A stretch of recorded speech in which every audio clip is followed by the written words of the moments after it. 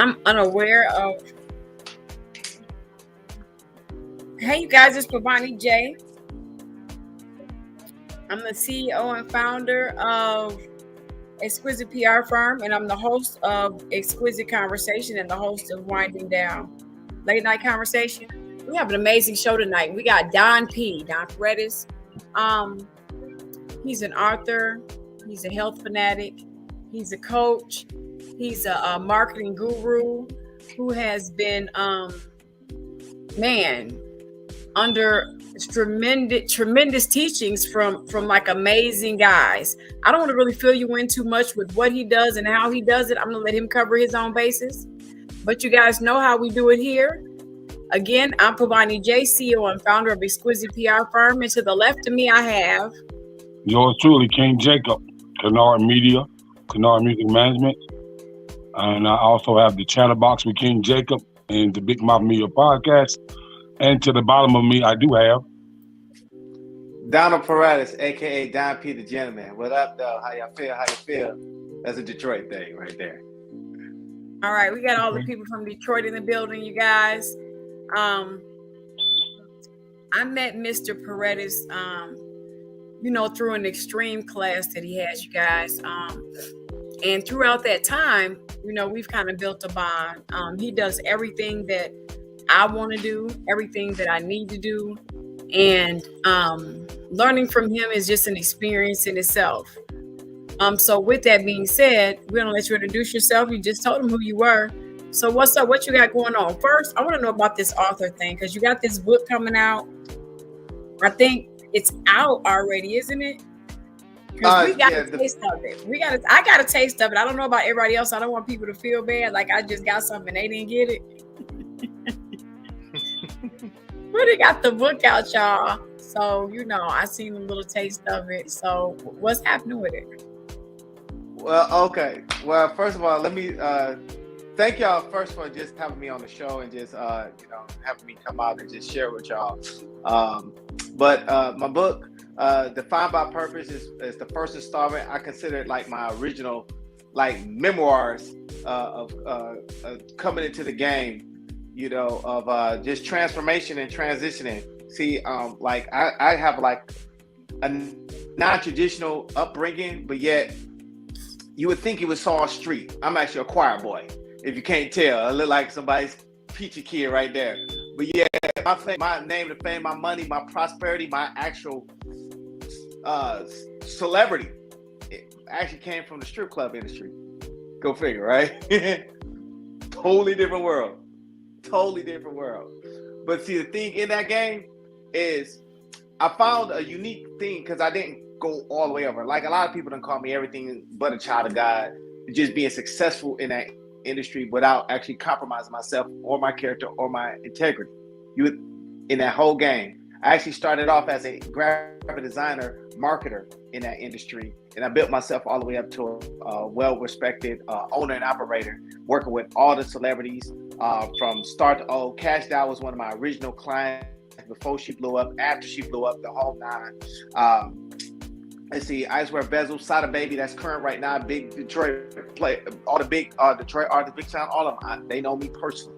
They all came out of my crib, actually, as we was brand building that name. So I'm making myself up to, I was blessed enough to meet Jay-Z. I wasn't able to kick with him personally, but Jeezy was 100. We was always locked in. Rick Ross from his beginning to where he's at now, connected. On the artist tab, I was blessed enough to meet and have conversations with a billionaire, Grant Cardone. If you don't know who it is, just Google him. Trust me, he's a certified billionaire publicly right now. I don't want to go all the way into accolades, but I was the guy behind the scenes that everybody went to get things done. So when you needed your marketing, your official branding, stuff that needed to be happening overnight, real quick, before the digital age became what it is, that I was that guy. I had the connections, I was the plug. On top of that, I was able to provide the legitimate entertainment because I owned and operated the nightclubs.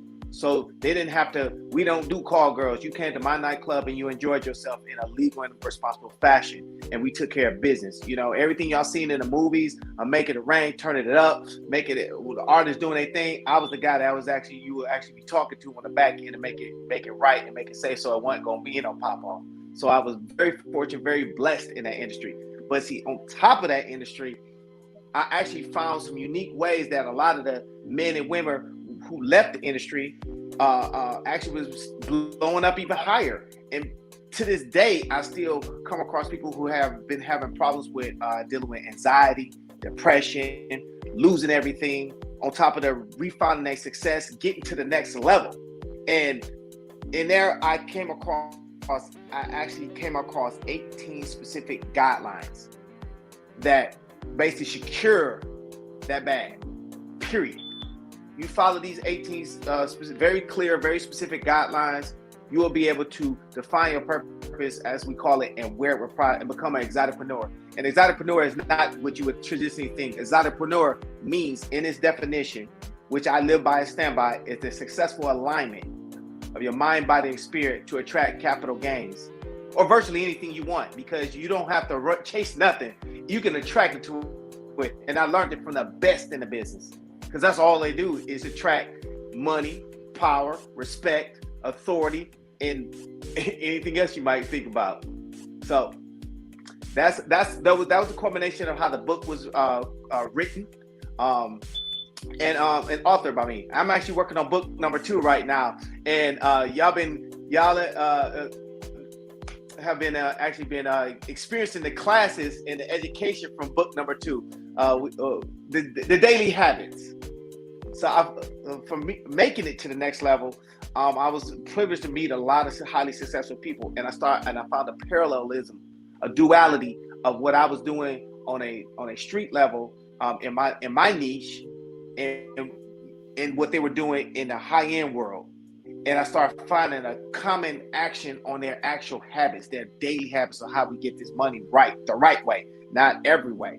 And in that space, I broke it down. I was like, well, what are they really doing? So in the current daily habits, there's 6 specific daily habits, very specific daily habits that you must apply to achieve your success, period. There are 3 other bonuses that I'll tell you about when y'all get the book. But the book will be out. I'm actually almost in this final production in the next 2.5, maybe 3 weeks. So mid-April, start looking out for the 6 daily habits. You're going to catch that on the hashtag. You're going to catch the official site, 6dailyhabits.com. You can pre-order the book this week. You can actually pre-order the book because it's going to be fire. And I promise you, if you don't get Defined by Purpose, you definitely going to get 6 daily habits, because I promise you, you will never read a book this good, this authentic, this real, that'll give you the exact keys to become successful in any walk of life, period. I say it with my chest because I just do it like that. Go ahead and finish your second. That was a flugger. So when you first, okay, so we all know about the ups. But have you ever been down before? Tell us about that. Have you ever been down, like homeless down? Like absolutely. Yes, actually to be honest with you and be straight with you, to all complete transparency, 2019 was my awakening day. That was my rock bottom. That was my actual rock bottom. Like, a lot of people can say that they've been up and they stayed up, and there's the unicorns that was in the game, like the Jay-Z's, the Beyonce's, the Diddy's, where that you seen them always in their face and always stand up. And I was fortunate enough to be around them. But see, on the back end, a lot of us that was gonna can crash down. And when you go from a person that had it all, and I mean every last bit of it, like the top of the food chain, the top of everything, there was no question. And to be honest with you, I had got a vision. My club had got raided that day, 2019, June 14th. I never forget that day. 2019, June 14th, my club had got raided. Now, being raided in the nightclub industry is nothing. That's regular. You know, they're gonna come in for whatever reason. You know, it was just a regular compliance rate. But doing that rate, they came in. We talking about 6 weeks to paddy wagon. Everybody trying to get everybody's whatever. When they came in, I caught a vision. That vision was I was never going to see my 40th birthday. I seen it. I seen that I wasn't going to make it to my 40th. My daughter was not going to have a father. I just had that vision. So that later that year in 2019, I closed them doors. And when you go from everything to literally nothing, the bills are still real. The bills are very real. So and then right after that, 2020, the pandemic, everything shut down. So my first love was fashion photography and graphic design. That was my first business.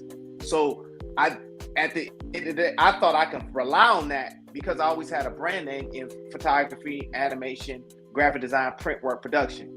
To zero. So the house was gone, the cars was gone. My girlfriend definitely left me. I was sleeping in my mama's basement. I was sleeping on my mama's floor. You know, because everybody be crying, oh, you gotta ride or die. They get to fly when that money goes. You know, that money get the funny. What the old school always tell you, romance without finance is a nuisance. You know? That's so crazy. You know, it is.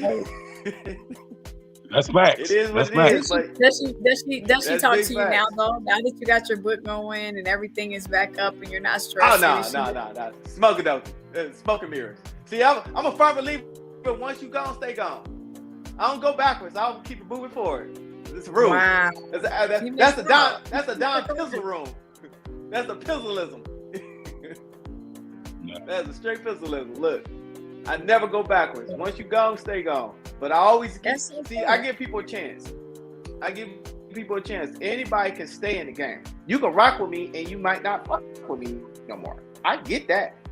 Just be 100 with me. The thing is once you choose to leave, remember, I go above and beyond to make sure we don't have a problem no matter where you are or I am in life. Because I'm always focused on my next move. I'm a real man. I'm an alpha man. That means I'm always focused on my purpose first, then me, then everything else.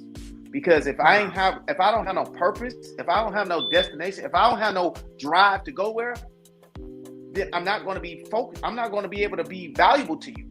Because as a man, and we know it as today, if I ain't got nothing to offer you, you really ain't trying to be bothered with me.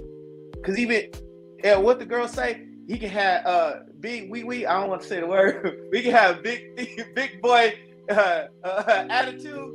So he got to come with the door as something. I got a question here. Is that a question? You do. Somebody's already coming in. What's happening? There you go. I missed the question. Like, where's it at? Like, I'm really saying, you guys, there's something going on. Something's going on with the internet. I see part of it, but you know they. Can you guys see it? So would you like me to read it? It's. But yes, please. All right. So she says, "Is Ashley Marie, our media strategist?" She said, "How did you have the mindset to change the narrative to do what you do now after what happened, and educated others to have the creative mindset as well to focus on the next move?" Okay. Well, that's actually two questions in one. First of all, the mindset to change. Every man goes through their purgatory. I consider it's like the prodigal son in the Bible. I'm not a very religious person, but I do believe in God. I believe in something higher than me. It's a real thing. I will never deny that there is a higher power, however people want to receive it. But in that space, you know, everybody goes to a purgatory. Everybody is going to have a rock bottom. Men are a little bit more stubborn on rock bottom than our counterparts, our women. But yet we do experience that. And my rock bottom was in 2019, in all of 2020. And I got deeply depressed. deeply depressed. I actually had what you call a heartbreak heart attack. I didn't even know what that was at the time. And at that point is where, if you're a winner, you're gonna find a way to get back up. If you're a loser, you're gonna lay down and stay down. And my father, who is a fighter, I was fortunate enough to have my father all my life, and he's still alive right there. He always put that in me and in us as kids, that we don't fight, we don't stay down, we fight. It don't matter. He will always tell us, don't help me, help the bear. If you see me in trouble, just look out the way, because I'm about to get him back. Period. So because of that, I look for an opportunity, and one thing that was very common was that I always was trying to mentor or help somebody in the industry from their image, which is how I got on, making them look right, how getting their marketing and branding, to giving them business advice, sound ways to maneuver while they're in the game, manage their money a different kind of way, get in this door, that door, create platforms. So I guess instinctively, I was always trying to find a way to help my brother and my sister, because it was easy for me. Everything was natural. I'm the oldest of 10 kids, so I was always ahead of everybody, had to be responsible. I was taught to kind of hold on for me, like, how Frank Lucas from American Gangster was with his family. He might have moved different on the street level, that wasn't considered creditable, but I understood the mindset. I understood the sense of responsibility. I was the one that had to give to actually be responsible, and I had the connects to do whatever I need was to make it happen. So it goes like that. Instinctively, that's what birthed the book. Because it took me about a year to really. I wrote the book in that depression, but I was scared to put the book out for almost 6 months, just because I was also embarrassed that for a man of my stature, I could have went down. I did college, I did modeling, I did all of that. Like working for agency and stuff like that, it was very easy to me. But surviving on a street level with no background, with no street cred, with no original hustler attitude, and still gaining respect of them people, and learning the little nuances of people dynamics, the nuances of working with people one-on-one, and overseeing people that could literally blow my head off at any given time, and gaining their respect and admiration meant a lot. So to do it on this level is actually more brings more fire under me, because I know what we can do on the street level, but bringing it to the masses is actually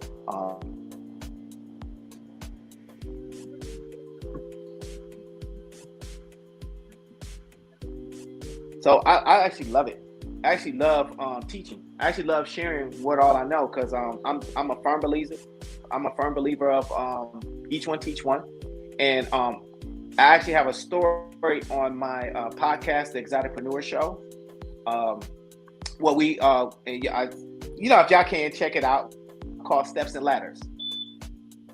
And if you catch the nugget in Steps and Ladders, when you look up when you're climbing up and you look at a ladder, you always got a butt in your face until you get up in the top.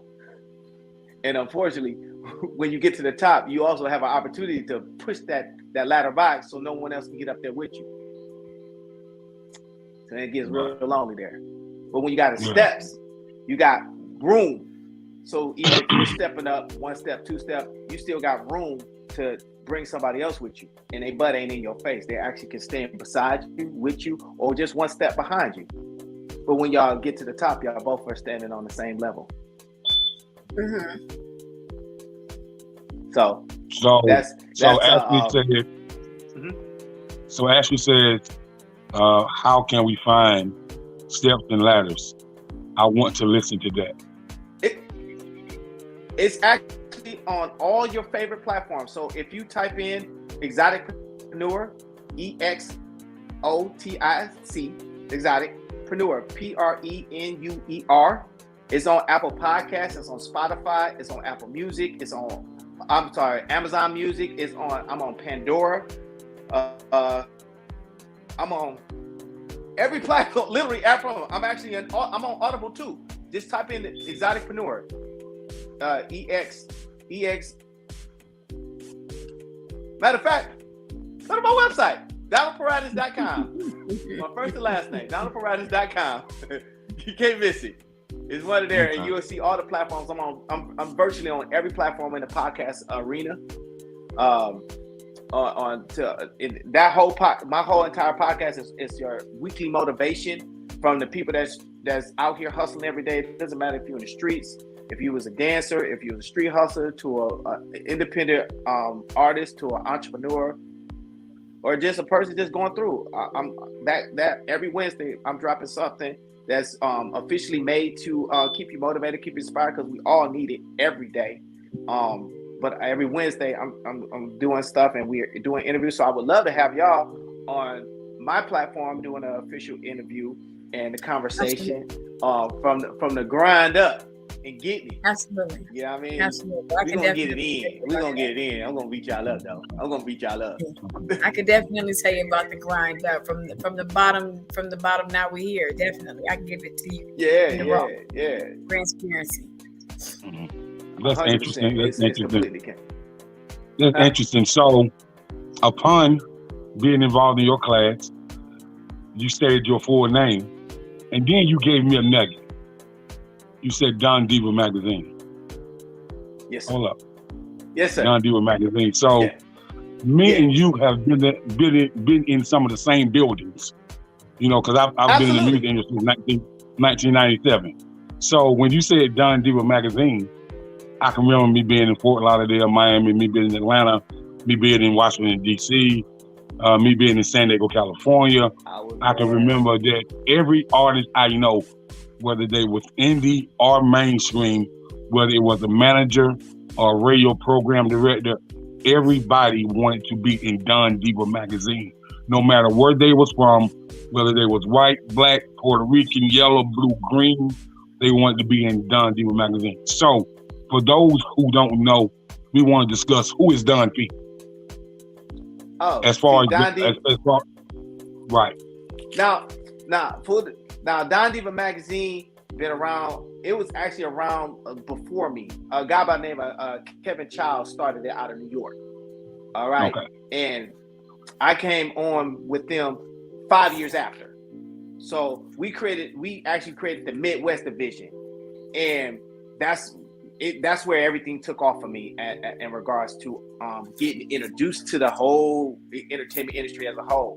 And I always would tell everybody, I know you even though you never seen me. I was always the sixth man. I was the man that was making the plays, working with everybody behind the camera, in front of the camera, pulling the coattails, doing the layouts, doing the designs, doing the photography.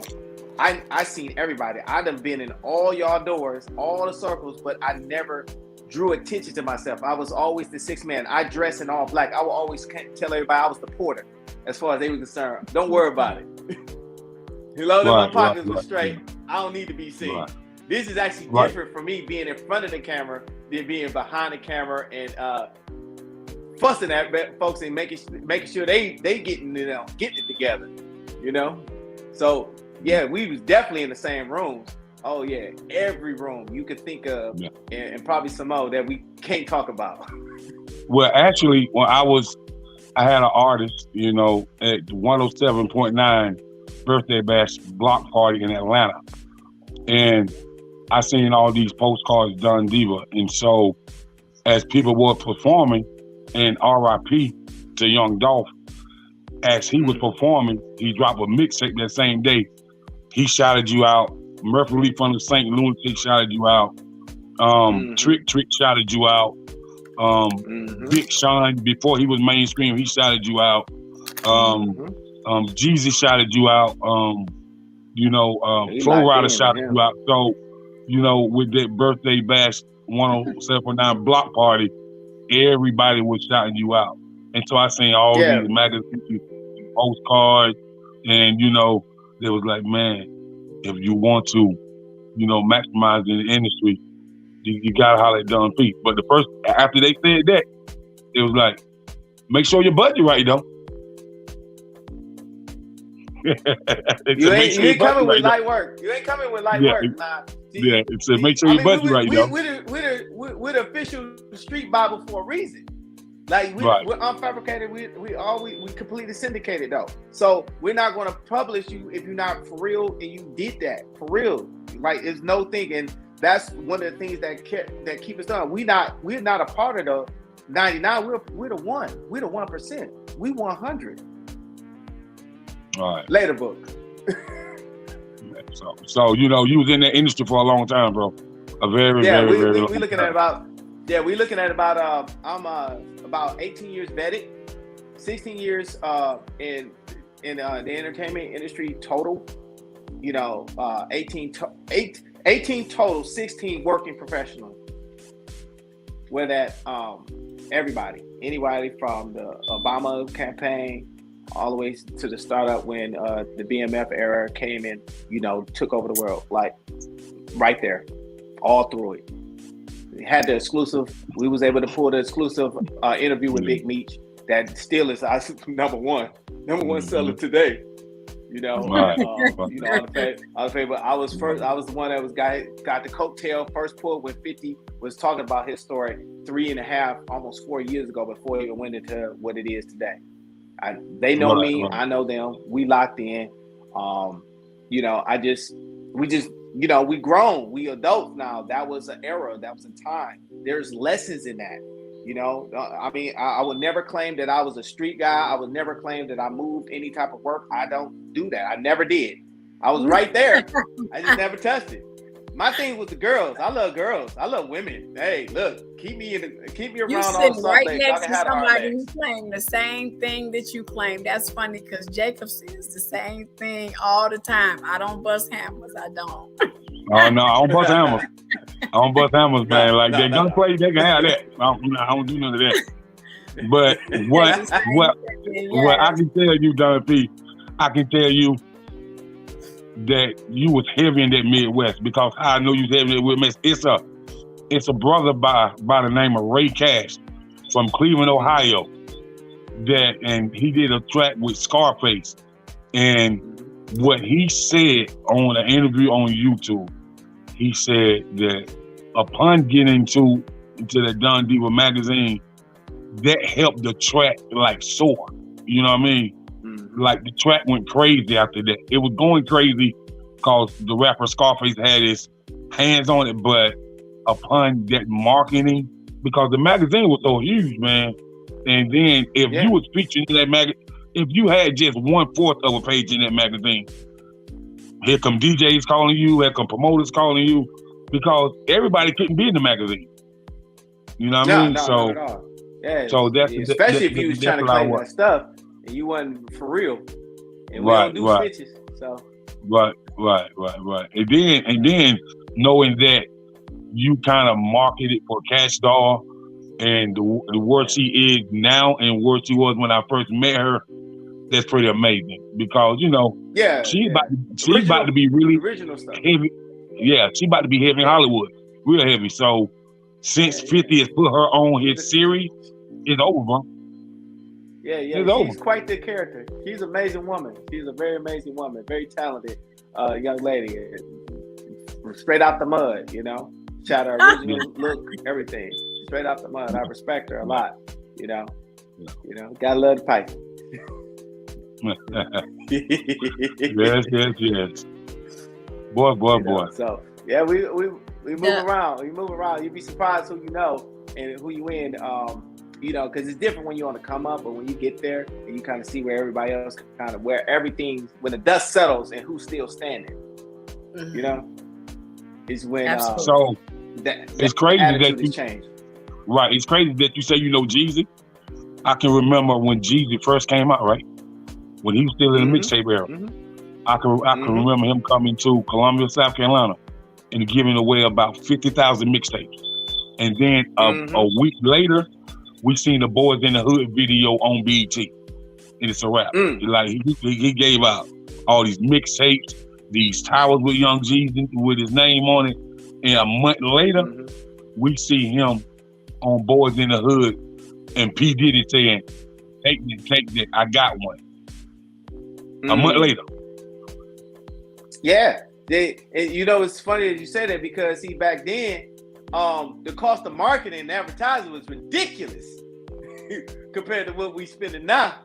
It didn't even come close. Like what you got to do, what you had to do, and the kind of money you had to have, plugs or connects, or you had to stay in the streets for real. It wasn't no. All right, I make a post and I got 100,000 likes and some money. No, you had to stay in that street. You had to stay in everybody's face. You had to spend a lot of money. And you had to fund it until you got a deal, until someone blessed you. Either you blessed yourself or someone blessed you. That was the only way you was getting a game. It wasn't no as these are principles now that we use now that was rooted in those early on. It's like you had to either earn your way in or you bought your way in. There was no way around it. And we had gatekeepers. Straight like that. Yeah. And if they didn't like you good luck. No. If they didn't like you, good luck. So it was not like we had to bully our way into a lot of places. So, it was a lot of, like, the rule number one is respect. You're right though, cause 50 was like, and I know this for a fact. 50 used to song on DJs. 50 used to, if you don't play my song, all right, I got something for you. Real talk. Yeah. No playing games. He a different finesse. It's a different finesse he is now. From 50 is 50 now. 50 when he was 20 was so different 50, Yeah. Now, So, but we transitioned it out. We transitioned. We grown. Oh yeah. We calmer now. We calmer now. Yeah. Oh yeah. Yeah. And I tell Nicole all the time that music business, that hip hop business, it's something else. It's not for the weak. It's not for the weak. It's not for the weak. It's still a little different. You know what I'm saying? Right. But we corporate now. So Miss Peavani J, Miss Celebrity, Thank you so working much. with a lot of high end, getting it in, and making these transitions. Have you experienced any? What was your experience in the transition from when you were, coming up into now, just in the publicity arena? Tell me about it. Horrible. Oh my.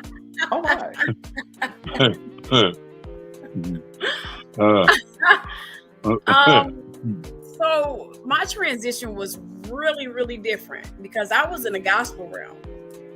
And I know I was a Jesus thumper, Jesus guru, and Lord, I'm gonna praise your name everywhere I go.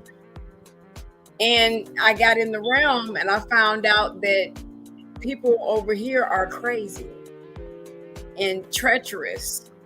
Yes. And I was just like, are you serious? It was like some unbelievable things that were going on, cutthroat things. And I almost, it like literally knocked a pause in me. Only because my life, where I come from, going to a Christian school my whole life, always hearing, all the little innuendos. I walk by faith and not by sight. All these good things that you use, and I'm using these tactics in my head throughout this journey that I'm pushing forward through in this realm, and no one else is using this. Everyone else is using cut your head off so I can get my food. Everyone else is kill them till they die. Everyone else is using if you blink, I'm gonna steal your stuff. Like, yeah. So we come from that same cloth of like, well, how you gonna balance this out? But we still gotta make it happen. Right. So I didn't get it. Right. So I didn't get it. I was really young. Baby. Right. So I was really like, I'm talking about somebody shocked, like shocked. Like I remember coming in from a show and just laying across the bed and just laying there, because I was just like, am I going to be able to do this? Am I going to be able to make it in this industry? Because I don't think it registered in my mind that I was in the industry yet. It didn't register. I think God had my bills pulled down to keep me humble. Everyone was just like everyone to me. Like, I didn't really realize like what was going on. I'm just like, whatever. And my client would be like, you just seem like you're an alien or something. Like, do you realize where you're at? Like, that's Percy Beatty. That's this person or the Winans or this person or that person. And I was just like, would y'all get in line? My feet hurt. I gotta take I was just normal to me. But that part. Right. The people that were coming around me and because I was a new face and because no one knew me, people wanted to talk to me. People wanted to know, why was I her publicist?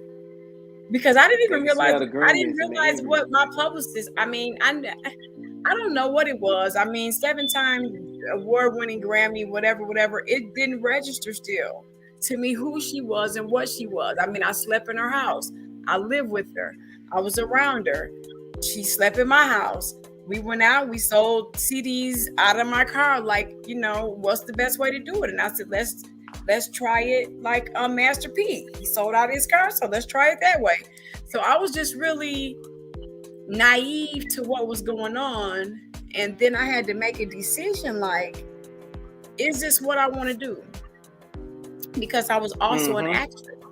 I was also an actress, an upcoming actress. I have been in acting school for 4 years. And I love to be on the stage. And so I had to, so I was talking to my grandmother, and you all know when you guys talk to your grandmother, how she makes you cry, you know, when she talks like, hey, baby, let's talk, baby. Because you just been growing, honey. And you know your grandmama giving you that grandmama talking. She opened up the Bible and every page that she reads sound like you. So I'm like, come on, Granny, you gonna make me cry, Granny. Oh, Granny, you gonna make me cry. So I'm crying, and she's just in the name of Jesus all over my life. And I'm beginning to see flashes of my life from when I was 3. I think I got a picture on Facebook with this yellow dress on. And I was looking like I was 9, but I wasn't. I was probably like 4. I've always been on the stage. Always. I've always been on the stage, or I've always been able to do something for people to get to the stage. And as I replay my life, I'm like, wow, this is where I am supposed to be. Okay, God, give me another sign, because I need to know something, because this gospel realm has beaten the dog mess out of me. Like I can't, because in my mind, it's very serious. Let me chime in with on that. I was the drummer for doing the Kirk Franklin, Sheard, and Hammond era, the beginning stages of that. I was all in there. I was a teenager at the time, so I was able to play on stage when we used to have all those eras. So I know exactly what you're going through, exactly, because it was different. Because I wasn't in the pew. I was behind the scenes in the administration. So when you seeing the big deals, it's a totally different thing. So I feel you on that. Like a lot of people don't understand. Right, like you see, you got Kirk Franklin coming out there, and Kirk Franklin is shout, jump, and everybody sees Kirk Franklin, and he's the one who he's the first one who came out with that talking behind the music and making it kind of sound like hip hop, and so everybody is going crazy about this, and I'm literally the one behind the scenes getting things together, and I know it's cold-blooded back here and scandalous. Like, it's piranhas in here, like trying to. I mean, Jesus was not in the building when that stage closed. Right. Cameras came off. Ooh. And people don't understand. And I wanted to. Radio was my thing. I was really heavy, so radio was my thing because I was behind the scenes. No one can see my face. Because see, when I started in radio and interning, they didn't have all the live. Live was not connected to Facebook. Messenger was not connected to Facebook at the time. So the Messenger, the live, let's go live stuff, that era wasn't in yet when I was in radio. So, we were literally behind the scenes. We were just getting connected to iTunes. And I love to be behind the scenes because I love to be 3 or 4 different personalities. It gave me to be an actress and gave me the ability to be an actress and make my voice sound different and do all these things. So I did that for like 7 years. And then it was time for the acting to come. And I had to figure out, what did I really like this or did I really like that? Because you can be an actress, and you can be a publicist.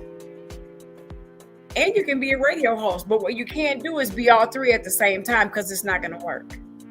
It's just, you cannot. I know per se that you can experience. You may be able to be a publicist and a radio host, but you can't be an actress and a PR at the same time. Something's gonna happen. You're gonna be needed somewhere. You're gonna have to fly out to Paris or do a movie. It's not gonna work. And because of the tail.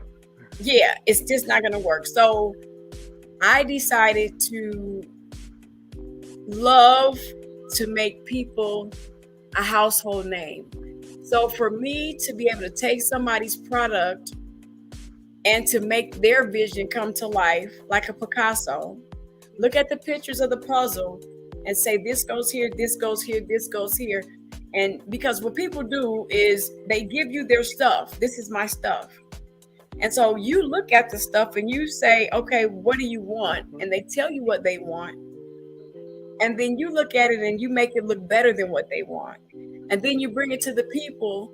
And I was telling someone today, it's a thin line between manipulation and persuasion. I can persuade you to go my way. And as soon as I see that you're not going my way, my manipulation turns on because I need you to buy into what I'm saying. So I saw the strategy behind that. I said, oh, this is like being a lawyer. So I had a really, really hard time with the gospel realm because I felt like everyone deserved an opportunity on my mic.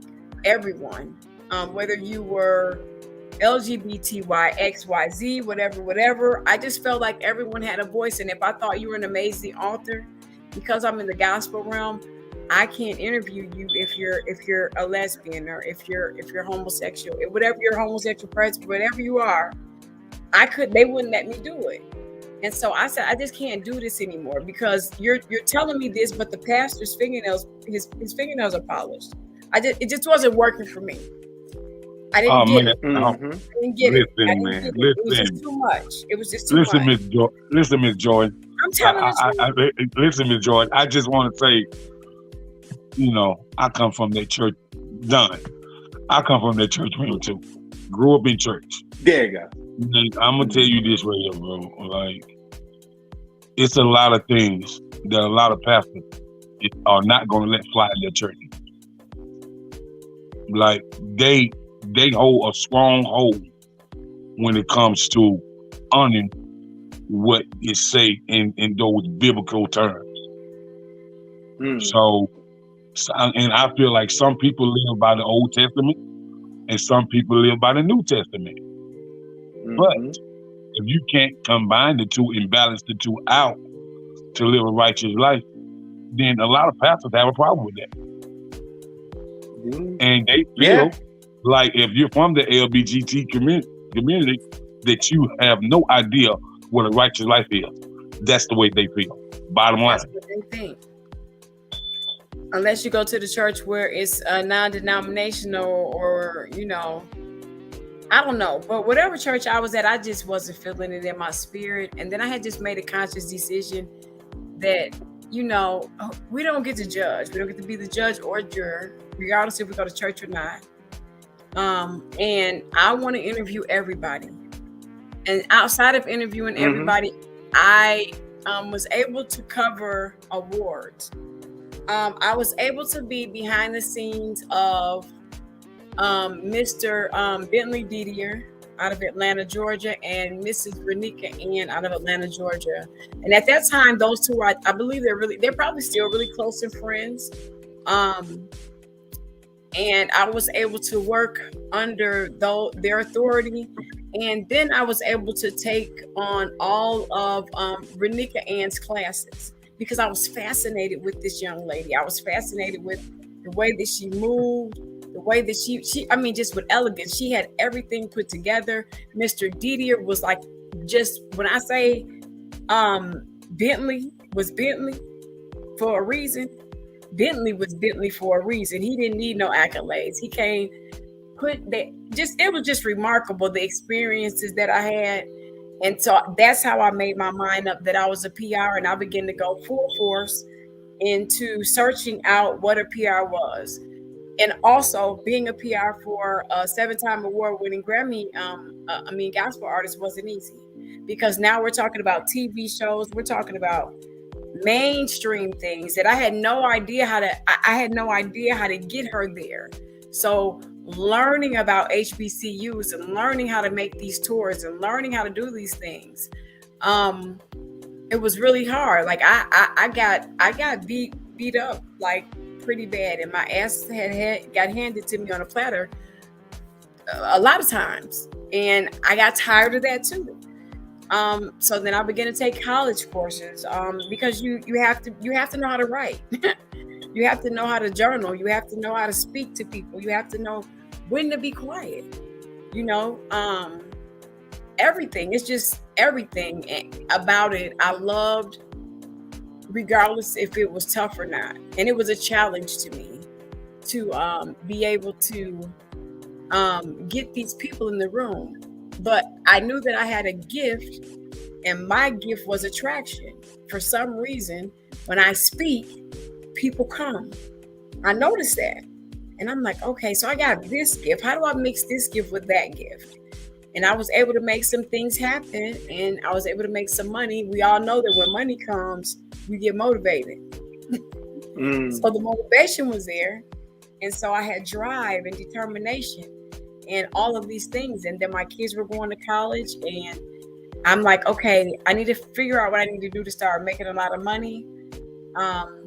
And I said, okay, well, I'm going to step back one more time and just see if I can make money over here in the gospel realm. And I got beat that one time that almost made me quit my career forever. And I decided to start driving trucks because it was just too much. That last time that we went into, I went from the gospel realm, I dove into politics, and went into a political realm, and I just got my ass handed to me because of my background, because of where I came from.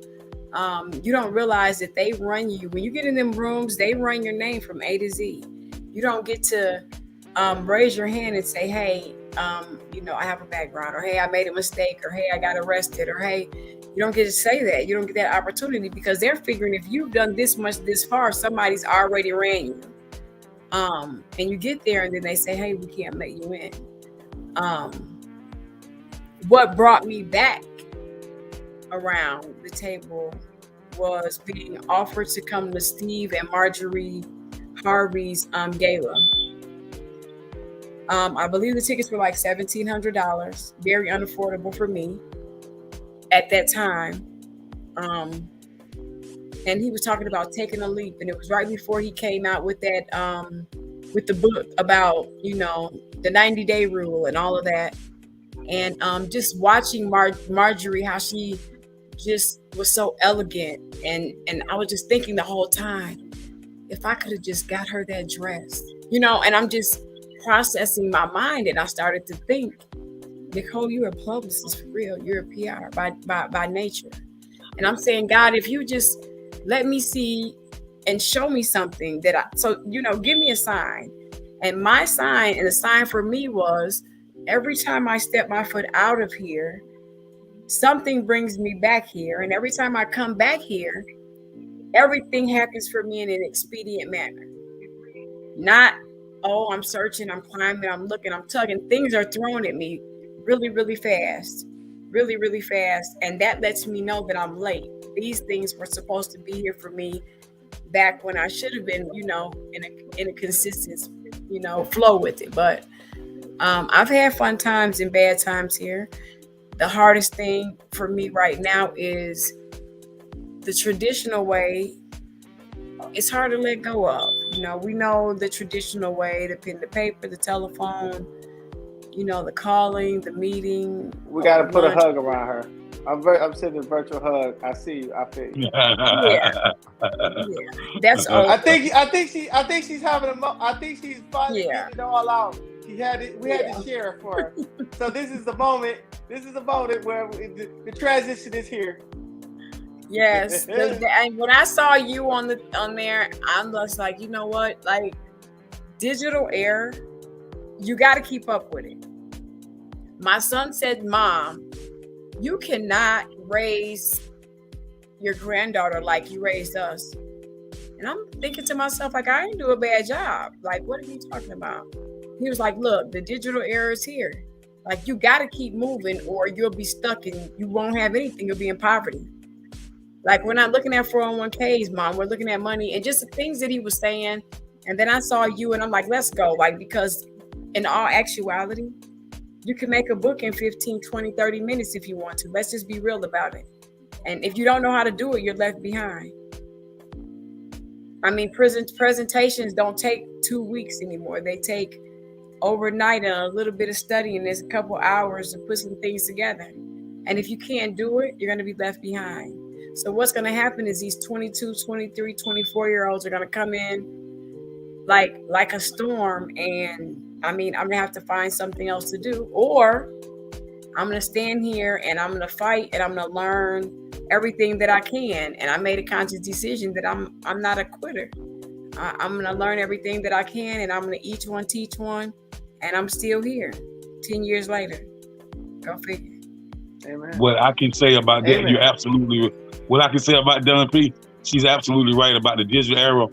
But what I can say about people who are savvy like us, that the younger people lack communication skills. Only because when we was growing up, I think that as far as me, I saw how my father communicate with business people, and he always took me with him. And so with having them communication skills and having them manable communication skills, I think that helps me in this digital era as well. You know what I mean? It's some really tech savvy young people, really tech savvy, and I don't even know how they do it, but they do it quickly, they do it fast, and consistently. But I have always heard business owners say they have really poor communication skills. Yeah. And go ahead. Go ahead. I'm listening. And for a valid business owner that has been making, $1 million for years and years, if you can't communicate with him, then there's no way that you can be a project manager on any type of project on product branding. Because communication is really the key. You know what I mean? Yeah. Communication is everything. Learning when Kevin Gates said it best. I don't want to mess up his quote, but he always said, dang, I can't think of it right this minute. Well, God has always gave us 2 ears and 1 mouth, so you got, it's always the master of learning when to listen, then to speak. But in that speaking, it better be relevant to the person that you're talking to, or you're gonna be wasting your breath and their time. Mm-hmm. Right. So, it's in business and in license. These young people, they are sharp. They're sharp. They're sharper than me, and I thought I was a pretty sharp tech at one time, where I was the smartest one in the room. Now I'm the dumbest one, and I'm not ashamed of that. Talking about.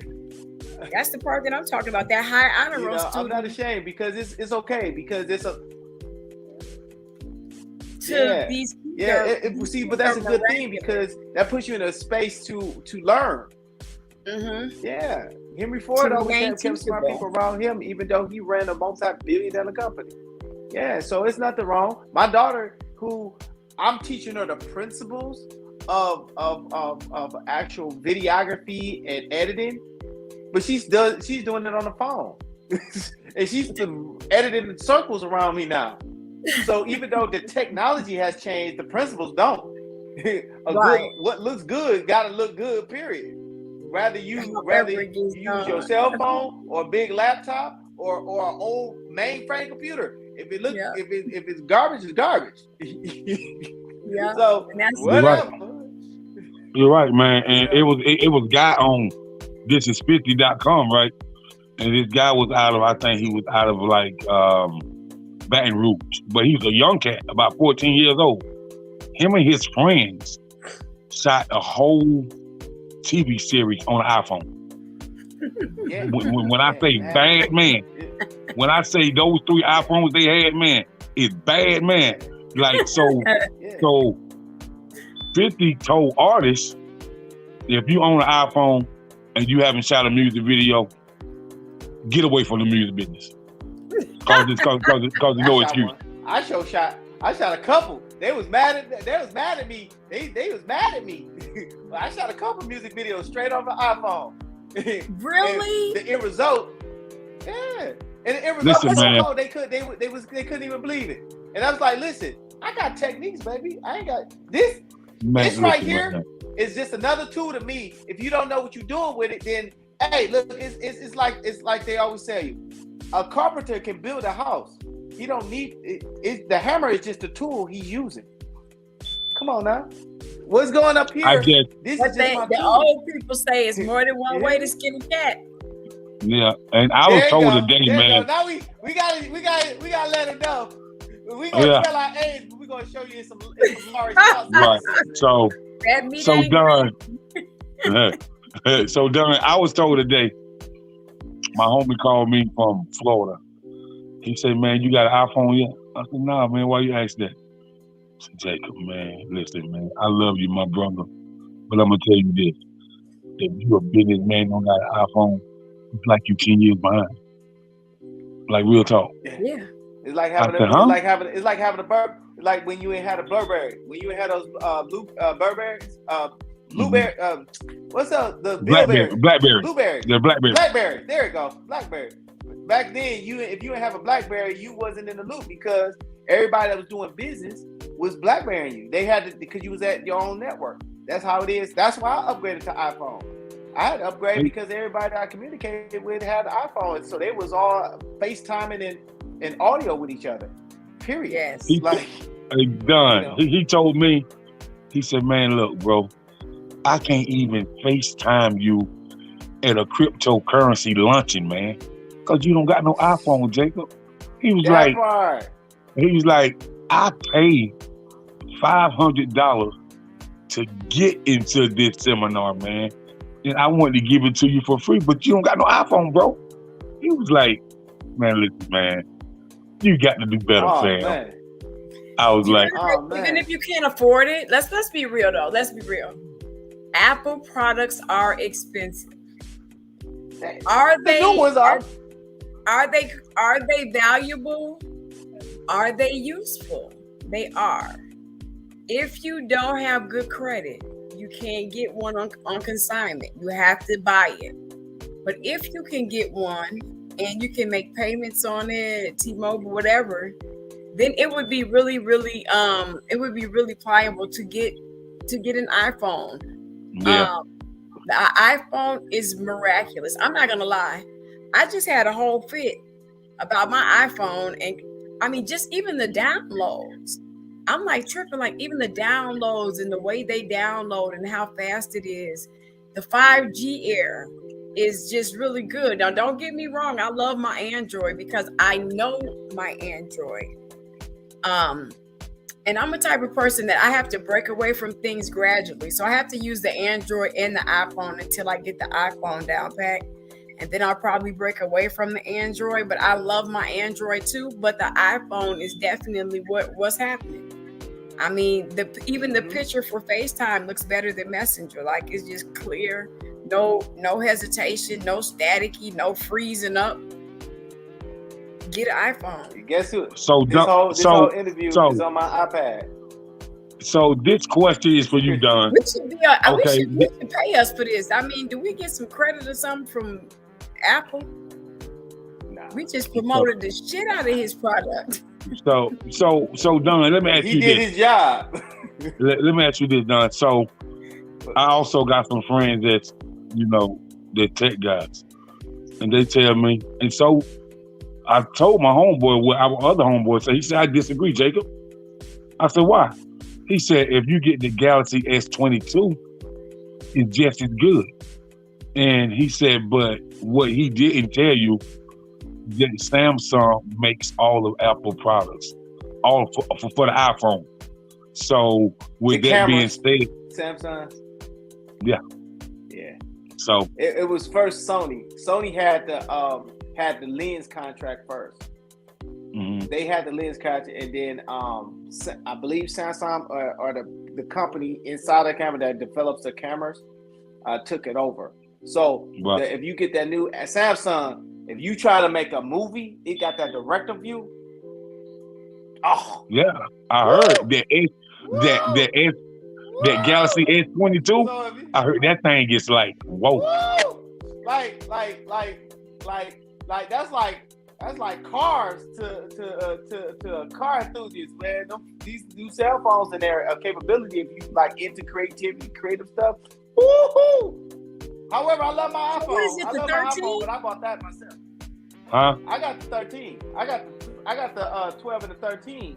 But that Samsung, that Galaxy joint, they went crazy on the capabilities to produce. So if you look at this from a visual point of view of just creative quality, it's on par. It's on par. Like you can produce some quality looking stuff, and people would assume that it was iPhone, but it's a Samsung. They ain't playing with that camera and their capabilities to shoot high resolution. We talking about 4K, high 4K or better. So that's on a nerd tip, that's that UDR, that ultra depth resolution. Mm-hmm. Like, yeah, I'm a nerd. Don't judge me. That's I'm fine. a nerd. I'm a nerd just trying to be a cool kid. I love it. Because I'm gonna know my stuff on every lane. That's all right. We all nerds on here. Anybody got a podcast? So Don, listen, man. These kids I see on YouTube with these vlogs, I'm like, these kids is what, like 13, 14 years old, making $10,000 a month, like, and they do it from their parents' house in their little rooms. You know what I mean? Yeah. Like, this is the era of individualism. This is the era of individualism, personality. Your social network is equivalent to how we was in the streets. Yeah. Let that sink in. For all the viewers that catch replay or whatever, let that sink in. If you was an 80s baby, a 70s baby, because we can still move around a little bit. If you in the 50s and 60s, just hang it up, sit down. I love y'all, but y'all gonna have a problem. But 70s, 80s, baby. I can't say that, man, because listen, man, I can tell you this. My mom be on YouTube, and she have her YouTube family, and they are that deal, bro. Oh, when I tell you how they communicate, game? Man, they that, man. When I tell you how they communicate and network with one another, she, I'm like, Mom, what you doing? I'm here talking to my YouTube family. Yeah, like that. Yeah, they really got the current era. It just it then it's manifested, it established itself. Is what it is. So like, but I was coming from the point of view of producing stuff. So but grannies can do it. I done seen some dancing grannies. They just tell their grandkids, "Hey, I know you know how to use it. I'm just going to do what I do with it." So listen, man. They do their thing. So Don, would you recommend that new Galaxy S22 Note? I mess with it. It's dope. It's nice. It's nice. I will not knock it. I'm willing. I'll try it before I knock it.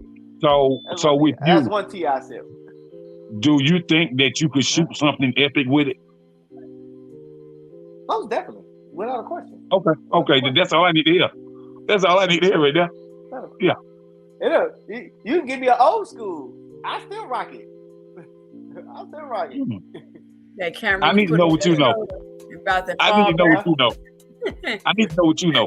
Well, to know what I know, you gotta join masternichemarketing.com. Yes, sir. Masternichemarketing.com. You can learn what I know. I'm willing to already give on that knowledge. Hey, you already know.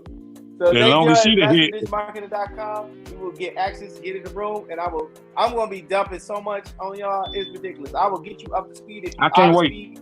And I'll put you up on the new stuff that you ain't even know what's going on. My brother's 26 years old. I'm teaching him stuff. See, so John, tell us. Okay, so how long is the Mastering Niche class course that you have? How long is it? It's a 3-month course. It's a 3-month course. So we meet every Sunday. So that's what makes it a 3-month course. So when you join the class, every 3 months we start a new class, and that's to get people bridging the gap from social media business to online business and beyond. So if you're with the game, then cool. This class might not be for you. It might be a refresher, or it might just put you up on some different techniques. If you're a beginner, this class is absolutely for you to get your business transformed. Like, we're at the top of the bell curve now. So at this point, it's regular and normal to run an online business, period. And you need to know the techniques. The way we advertised before is how it's different from how we advertise now. And learning these techniques is very important. The good part about it is that since I do stay ahead of the game while I'm in the game, I will be expanding on other arenas. Like this NFT is new, but it's like it's going to stick around. So in the latter part of the class, we'll go into the NFT and the virtual reality, which has been my thing since the beginning. When they first talked about this stuff back in, I was a kid at the time when they was talking about virtual reality and bringing the name and implement it. So now that it's a real thing, I was on the Sims when they was doing it, when they was developing, because I wanted to be a gamer, like game developer and an animator when I was a kid. When it was first being introduced, this 40-something years ago. It's over 50 years. It's about 50 years old, but I was like 9, 10 at the time. I wanted to do it then. So for it to be real now, I'm all over it. Absolutely. So, and that's something that we talk about every week, and I think that's something that we'll bring you back for too. That metaverse, that NFT, and then I'm gonna find I'm gonna get Brian to come on, and master NFT or master metaverse, and we're gonna drop some jewels on some people. So if you guys are listening tonight, here in a couple of months, I'm gonna put some things together with some master traders and some master Forexers.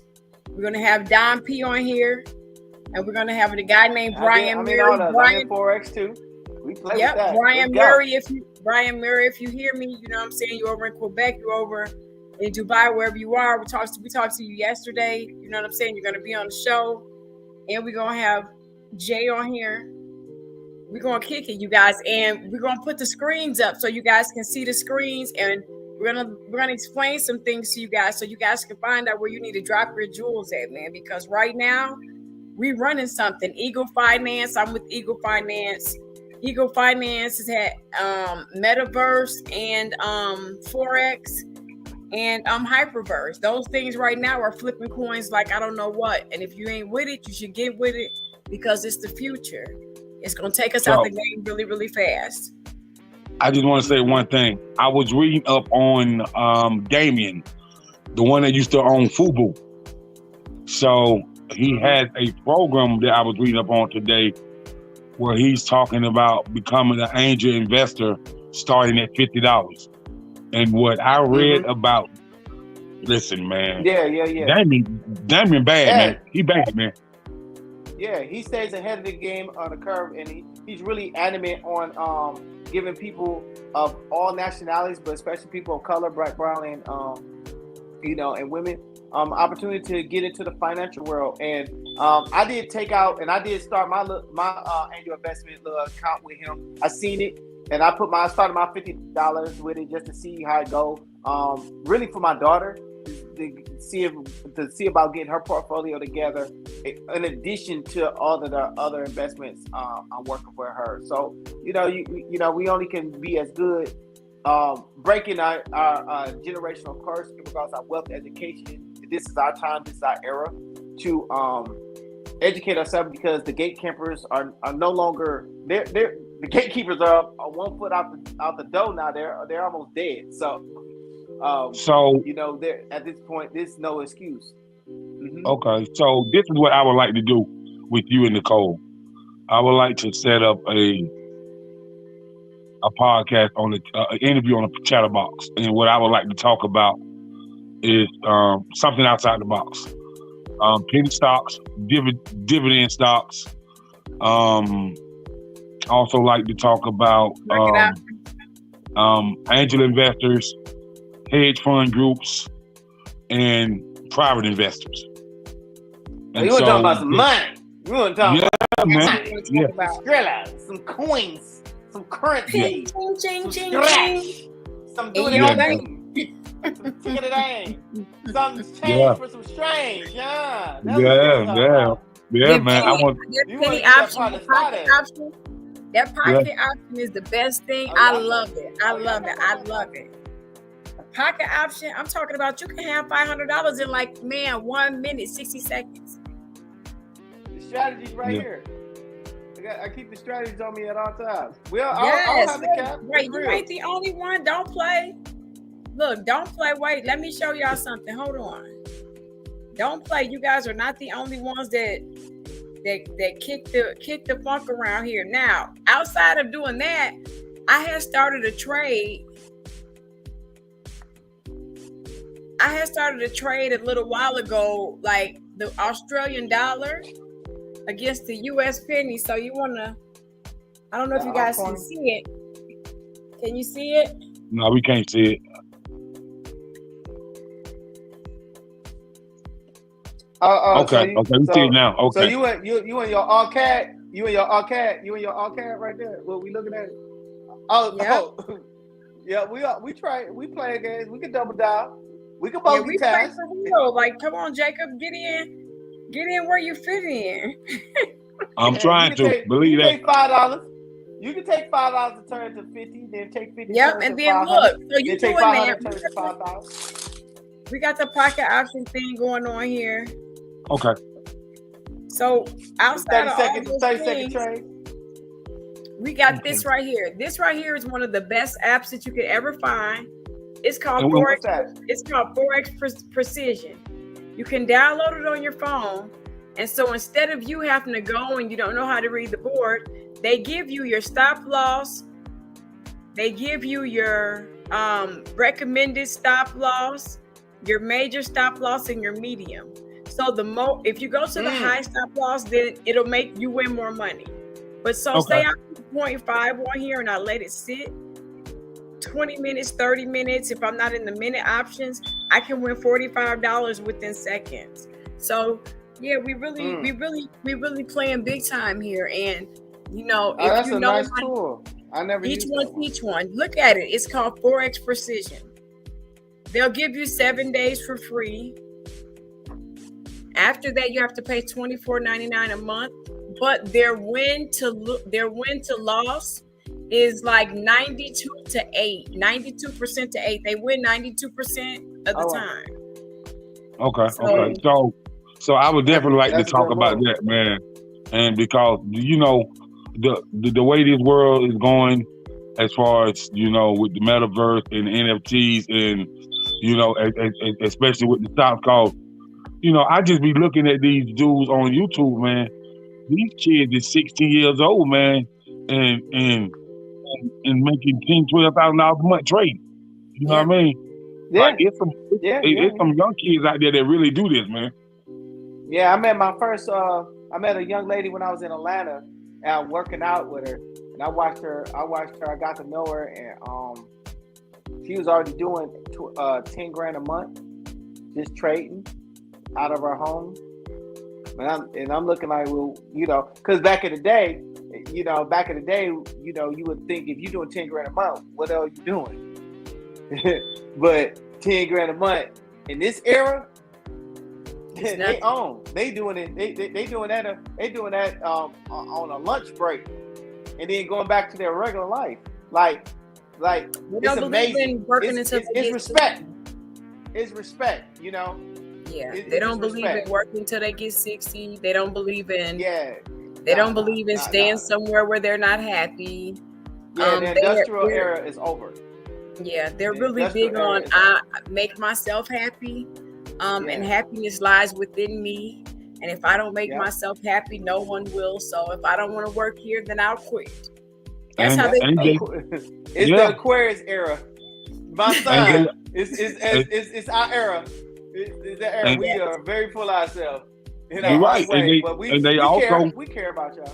Yeah. And they also believe it's like, I ain't about to work on your job and you yell at me and you underpaying me. They're going to tell you to go 7. Yeah. My son called me. Major separation.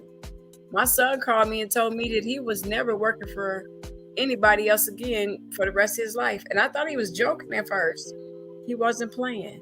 I went to the house and they were trading. It was a group of them in the living room, and Reggie, G was the ringleader as always, teaching, masterminding, whatever. And then it's a girl that's like running this, she's running the show. Her name's Mylan. If you guys ever hear of her, Mylan out of Aurora, Mylan, what's up? She taught me in layman terms.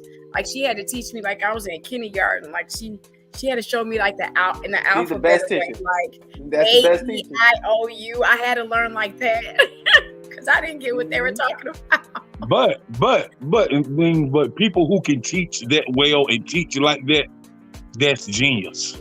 Yeah, she taught me. You know what I mean? That's genius. I think I asked her the same question like 19 times. Her people, like her mother-in-law's like Opal Staples, like on the one that's on Empire. And she has some heavy hitters in her family, and she's just, I love her. I love Mylan. Just Erica's in that circle too. Just Erica's like the new age Photoshop shooter. Like I don't know what type of kids these are, but they are like these amazing, brilliant kids. Yeah, listen, man. Definitely a lot of Just Erica. I went to her website and I was like, whoa! I was like blown away. I was like, wow. You're talking about 23, 24, 25-year-old kids that I saw these kids when they were like 14, 15, freshly going to high school, graduating, going to prom. 22 years old, making $500,000, like a millionaire. Like, I don't know what happened. And she was just like, they act like it's not a big deal. Oh, well, I just decided that I don't know. I'm just going to do this. And I just made it happen. Like, they believe in themselves. Like, really, like, they're nothing like our era. The 70s and the 80s are nothing like it. And as long as I know a 25-year-old that's making $1.7 million a year, I want to be their friend. For real. Because I want to know what you know. How did your mind get like that? What are you thinking? Like, what are you thinking? Their Aquarius mind. And so you are just like them. You're just like them. So I'm sticking with you too. And you fuck with me. Hey, Don, let me tell you something, man. Like, I told somebody this a long time ago, man. I said, I'm going to be the one in my family to make it so that my brothers and sisters never got to work for nobody else. Believe that. That's what's up. That's what's up. That is. And just believe in yourself. So let's tell us what you got on the board back there. What's up with that? What are you showing us? So masteryourniche.com, I didn't have time to put up a big digital thingy, so I just wrote it out old school. Keep it. I'm still a fan of the whiteboard. I love the whiteboard game. Yeah, we know. We know. But masternichemarketing.com. where you'll be able to understand and get a thorough understanding of the principles that will take you from the past to current and to the future. The marketing principles is not going to change no matter what. And hashtag 6 daily habits. You're only as good as your habits. So Yes. It doesn't matter what area you come from. If you don't got good habits, you're not going to win. I was blessed enough to apply those habits in an arena that I didn't even belong in, was born in, or even needed to go in, and yet I still made it to the top. So I can attest 100% that if you follow these habits, you will be blessed enough to get wherever you choose you want to go, because it's all in your habits. You know, you can have healthy ones, you can have unhealthy ones. To this day, they still don't even express on what are good habits, success-driven habits to get to the top and stay there. Mm-hmm. And in this future book, and this book that will be out soon, I'm going to explain all of those. I'm going to deep dive into all of those, so that by the time you finish that manuscript, you will know who you want to be, how you want to be it, and what habits that you need to apply on a daily basis to get where you want to go and beyond. I'm with it. Okay. Cool. Cool. Everything you said so far is working. It's working. I want to know what a sizzle is. A sizzle? A sizzle reel? A sizzle reel? Or... I don't know. When they say you have to do some reels and some sizzles, I'm like, a sizzle reel. Okay, a sizzle reel is just like when you cooking a good steak, you got that sizzle, so it's just enough to wet your mouth, but not enough to get you fed. So something quick. Just like grandpa on a good day.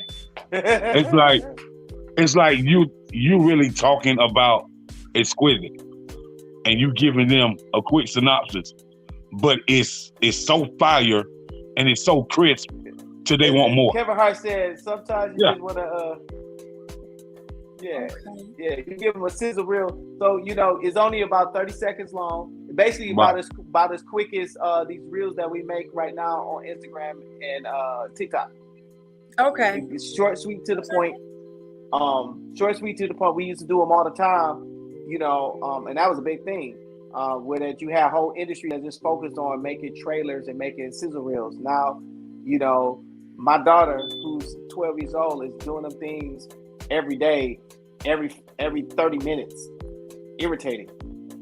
And I had to, I had to get my mind back into a childlike space, and I love my daughter for that, because she brought me back to humanity, where that she's staying creative and staying humble. And they tell you that in the Bible, be like a child. That's your greatest power. It's your greatest weakness and your greatest power. I'm good for that one. I throw some of that sauce in there.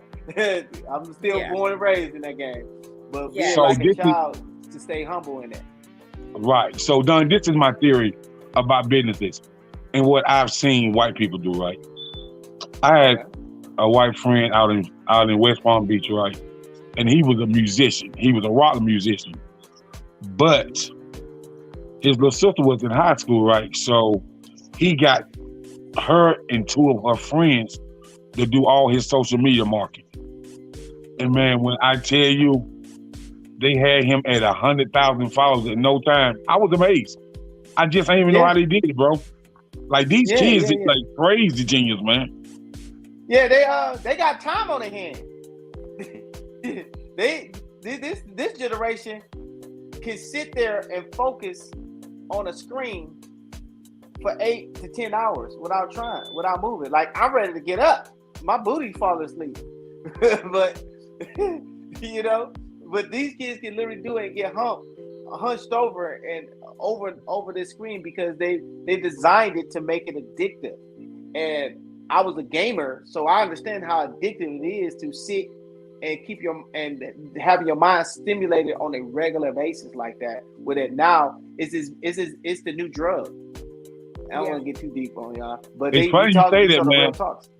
When you talk about these kids, man, my little cousin Jarvis, man, he's out in Austin, Texas right now. He won a Madden tournament online, and they flew him out to Austin, Texas and he's gonna be out there for 6 months playing against gamers all over the world. And if he should win, the cash prize is like $500,000. Yeah. It's a whole sport. Yeah. Like, this is the game. That Twitch game. Twitch. The gamers. That's the gamers platform mostly. Those Twitch and cause my daughter watches that. I used to watch it. I just got too caught up. I was like, oh my God, I'm too old for this. I can't. I'm about to blow a whole day watching another person play a video game, and how amazing that is crazy, because that's the new league. Just like we're able to place our bets on DraftKings and gambling. When I remember when they first was talking about it, and I remember when they was making it illegal to do it, and now it's regular. So it's like we got to snap. The world has changed. In less than 2 years, the world has changed for the better. Those that are choosing to stay behind, they're gonna get left behind. I'm not gonna be left nowhere. You got me fucked up. I know that's right. I know that's right. I'm riding the rodeo with everybody else. Where y'all going? Yeah. I remember when Diddy said it quick. You stay ahead of the game, and you'll stay ahead of your pockets. I'm trying to tell you, you better preach. Look, you guys, we are an hour and a half over. Love that you came in here with us, Don. We're going to be on your show too, y'all. We're going to bring Don Perattis back. Take us out of here, Don. Oh, Jesus. All I can tell you is this. Define your purpose and where we're applied. At the end of the day, you need to stay healthy. Let's get wealthy. Don P out. Peace. Talk to you guys later.